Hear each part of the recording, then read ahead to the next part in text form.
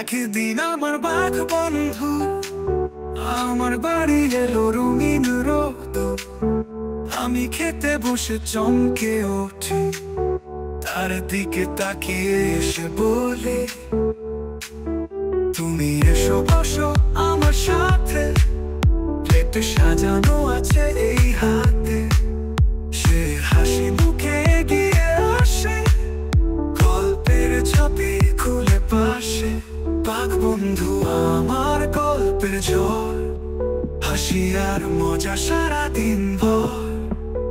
তার চোখে দেখি রহস্যের খেলা, আমাদের বন্ধুত্ব অমূল্য মেলা।